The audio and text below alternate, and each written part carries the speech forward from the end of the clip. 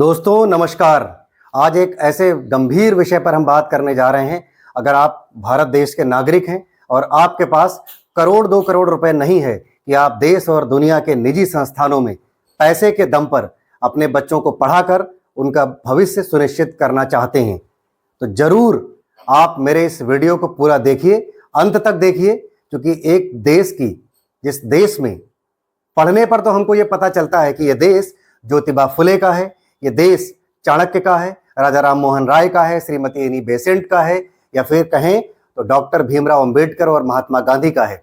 लेकिन आज उसी देश के अंदर हमारे देश की राजनीतिक व्यवस्था, हमारे देश की एजेंसीज और हमारे देश का पुलिसिया सिस्टम उन्हीं अंग्रेजों की तरह बिहेवियर करता है। अगर आप इस देश की एजेंसियों के प्रति कोई सवाल उठाते हैं, उनका विरोध करते हैं, अगर उनकी जय जयकार करेंगे तो आपको देशभक्त की श्रेणी में डाला जाता है। और अगर आप अपने बच्चों के भविष्य के लिए, अपने भविष्य की बेहतरी की बात विरोध में कर देते हैं, तो इस देश में शिक्षकों को पीटा जाएगा, इस देश में अभ्यर्थियों को, विद्यार्थियों को पीटा जाएगा, महिलाओं को पीटा जाएगा। ऐसी अनेक बर्बरतापूर्ण तस्वीरें, वीडियोस सोशल मीडिया के माध्यम से आपको देखने को तो मिलेंगी। लेकिन इस देश का जो एक्सट्रीम मीडिया है, उसने अपने मुंह में दही जमा रखा है, क्योंकि उसे सिर्फ इस देश की सरकार और शासन सत्ता की चाटुकारिता करनी है, तलवे चाटने, इसलिए वो कभी नहीं दिखाएगा। 31 जुलाई का वो दिन जो एक बर्बरतापूर्ण दिन के लिए इस देश में जाना जाएगा, जो हुआ वह बेहद शर्मनाक था।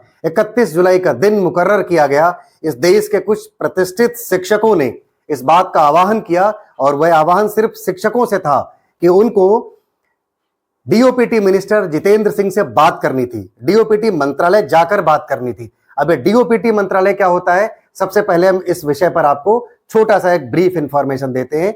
इस डीओपीटी मंत्रालय के अंतर्गत वो सभी संस्थाएं आती हैं जो इस देश में नौकरी के लिए आवेदन करने वाले अभ्यर्थियों का एग्जाम कंडक्ट कराती हैं। उसमें विशेष रूप से बात करेंगे एसएससी की। यूं तो इस देश में बहुत सारी परीक्षा एजेंसियां ऐसी हैं जिनके घोटाले कभी व्यापम में उजागर हुए, तो कभी नीट में एनटीए उजागर हुआ, कभी सीपीओ का रिजल्ट नहीं आया, तो कभी रेलवे का रिजल्ट नहीं आया। 500-500 रुपए लेकर के फॉर्म भरा दिए जाते हैं, उनका रिजल्ट मेजों के नीचे दबा पड़ा है। सीपीओ का रिजल्ट नहीं आया, आज 2 साल हो गए हैं, और जब शिक्षकों ने बात की तो उन्हें मिली लाठी। एसएससी के सिस्टम के खिलाफ जिस तरीके से 2024 में एग्जाम में गड़बड़ियां हुई, तमाम अनेक वो शिक्षक जो सैल्यूट करने के लायक हैं, उनमें प्रमुख रूप से अगर हम बात करें तो अभिनय sir, Rakesh Yadav sir, Neetu Singh ma'am, Sanjeev sir, Himanshi Singh ma'am आदि तमाम टीचर्स ने जिस तरह से दिल्ली पहुंचकर प्रशासन और सरकार से आंख में आंख डालकर बात करने की हिम्मत जुटाई, उनको हाथ तोड़े गए, उनको नामर्द बोला गया। 2017 में वर्दी उतार देने का जब बात अभिनय सर बोलते हैं, तो एक पुलिस का निर्लज्ज बेशरम अधिकारी जो अंग्रेजों की भाषा बोल रहा है, और वह कहता है कि आप नामर्द थे इसीलिए वर्दी उतार दिया। उन्होंने कहा कि 2017 में मैं इस वर्दी को उतार चुका हूं। तब वो पुलिस अधिकारी बोलता है कि आप नामर्द हैं। शिक्षकों को नामर्द कहा जाता है। एक दौर था गुरु वशिष्ठ का, एक दौर था गुरु विश्वामित्र का, जिनके चरणों में इस देश का सर्वोच्च शिखर भी नतमस्तक होता था। आज उन्हीं शिक्षकों को बर्बरतापूर्ण तरीके से मारा जा रहा है, उनका हाथ तोड़ दिया गया, उनको नामर्द कहा गया। नीतू सिंह मैम एक निजी चैनल पर बैठकर बताती हैं कि उनके नजदीक खड़े एक शिक्षक को पुलिस अधिकारियों ने वो चांटा मारा कि वो शिक्षक जमीन पर गिर गया। शिक्षकों की यह दशा इस देश में होगी। आज उन युवाओं की हिम्मत को भी दाद देता हूं जिन युवाओं ने ये कहा है कि जब जब युवा बोला है तब तब सिंहासन डोला है। हमारे प्रधानमंत्री नरेंद्र मोदी जी इस बात की दुहाई देते हैं कि हमारा देश 65% की आबादी युवा आबादी है। आज उसी युवा आबादी को क्या मिल रहा है? बर्बरता। कभी बीपीएससी के बाहर प्रदर्शन करने पर, कभी यूपीपीसीएस प्रयागराज में लाठी मिलती है, कभी एमपीपीएससी का आयोग चर्चाओं में इसलिए घेरे में आता है कि वह भ्रष्टाचार कराता है, और उनके भ्रष्टाचार न सिर्फ आरोप हैं बल्कि उजागर हो चुके हैं। कभी नीट का एनटीए उजागर होता है। नॉर्मलाइजेशन के नाम पर जिस तरीके से इस देश के अभ्यर्थियों के साथ धोखाधड़ी हो रही है, निश्चित रूप से बच्चों के लिए, उनके भविष्य के लिए, उनके माँ बापों के लिए एक धोखा है। जो लोग बमुश्किल मेहनत मजदूरी करके उनके बच्चे एक चादर, एक गद्दा और एक तकिया लेकर, एक बोरा कॉपी किताब भर के प्रयागराज और दिल्ली पढ़ाई करने के लिए जाते हैं, उनकी उम्मीदों पर चाटा था ये पुलिस वालों का। ये हाथ उस सिस्टम का तोड़ा गया है जिस सिस्टम के भरोसे इस देश को विश्व गुरु बनाने की बात इस समय की सरकार लगातार कर रही है। और जितेंद्र सिंह जो मंत्री जी हैं, डीओपीटी मंत्री हैं, वो तो प्रधानमंत्री नरेंद्र मोदी के साथ पीएमओ में भी केंद्रीय मंत्री हैं। क्या उनके हिम्मत है कि वो बात कर पाएंगे प्रधानमंत्री मोदी से? क्या वो कह पाएंगे कि आपका सिस्टम जिस तरीके से तमाशबीन बना है, तमाचाबाज बना है, और ये उस समय जब आपका एक निर्लज्ज सांसद जो गोरखपुर से सांसद है, जो कभी लहंगा रिमोट से उठाया करता था, आज वो बेशरम समोसे पर जीएसटी की चिंता बता रहा है।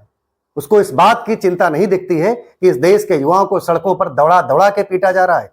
नॉर्मलाइजेशन के नाम पर जिस तरीके से एडुकेटी नाम की संस्था का विरोध करने के लिए शिक्षक दिल्ली गए थे, उनको मारा जा रहा है, उनको गालियां दी जा रही हैं। पुलिस अंग्रेजों जैसा, जनरल डायर जैसा बर्ताव कर रही है। सांसद रवि किशन की आंखों में तब पानी मर चुका था, उनकी आंखों का पानी सूख गया था। मनोज तिवारी का पानी तब सूख जाता है जब बीपीएससी बिहार में उनके छात्रों पर लाठियां भांजी जाती हैं और उनका अध्यक्ष बैठ करके समोसा खा रहा होता है।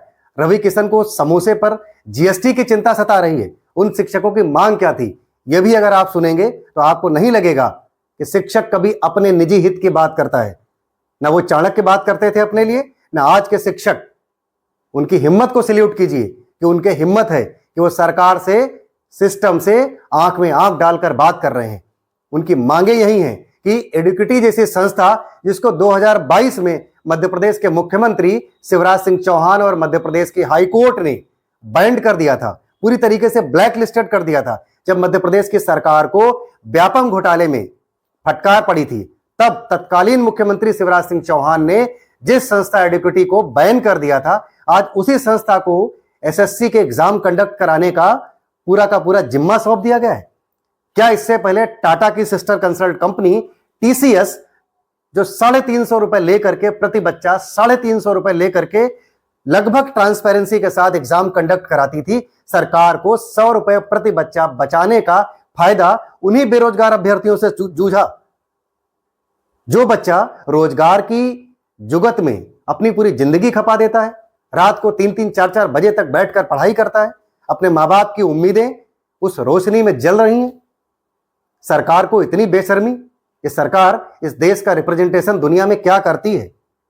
100 रुपए लेकर के छात्रों को उनके क्वेश्चन पेपर के सही क्वेश्चंस बताए जा रहे हैं, जब एक एक एग्जाम में 16 क्वेश्चन गलत निकलते हैं। उसके बाद 600 किलोमीटर दूर सेंटर बना दिए जाते हैं। राजस्थान के अभ्यर्थी को अंडमान निकोबार भेजा जा रहा है। जम्मू कश्मीर, लेह लद्दाख के अभ्यर्थी को दिल्ली बुलाया जा रहा है।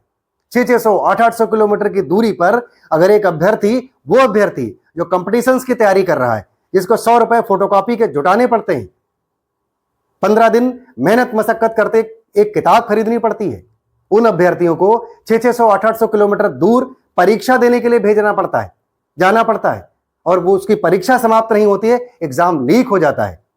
3-3 साल तक वेटिंग लिस्ट है कि उनके रिजल्ट नहीं आ रहे हैं।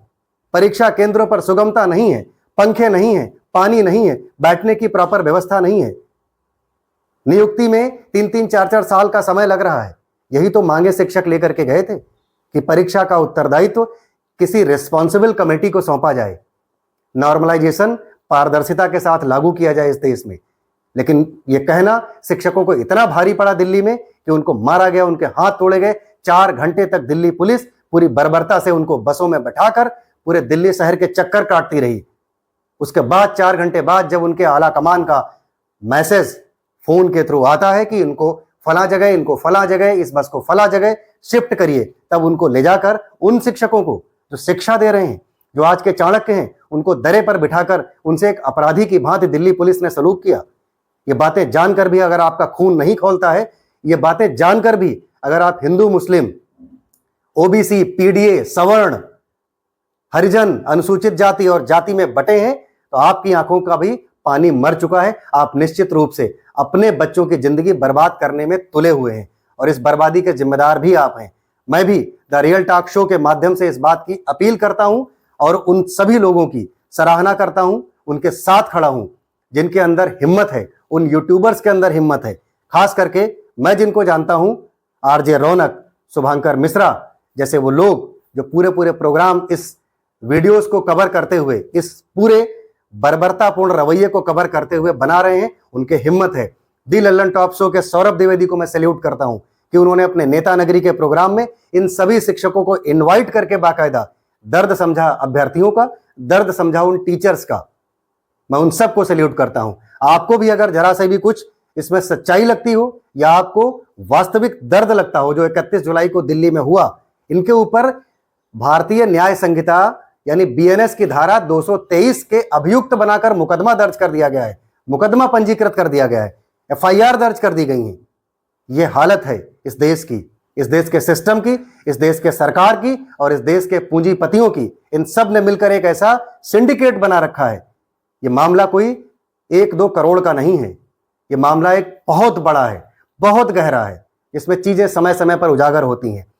अगर आपके अंदर की भी ज्वाला जरा सी भी धड़की हो तो आप संबंधित लोगों को, इस विषय से ताल्लुक रखने वाले लोगों को कम से कम ये वीडियो जरूर शेयर करिएगा। और बात अगर जरा सी भी ठीक लगी हो तो मेरे फेसबुक पेज पर द रियल टॉक शो को फॉलो कीजिएगा और यूट्यूब चैनल को मेरे सब्सक्राइब जरूर कीजिएगा, क्योंकि हम उन सभी अभ्यर्थियों के लिए जो जूझ रहे हैं, उन सभी शिक्षकों के लिए आवाज उठाते रहेंगे।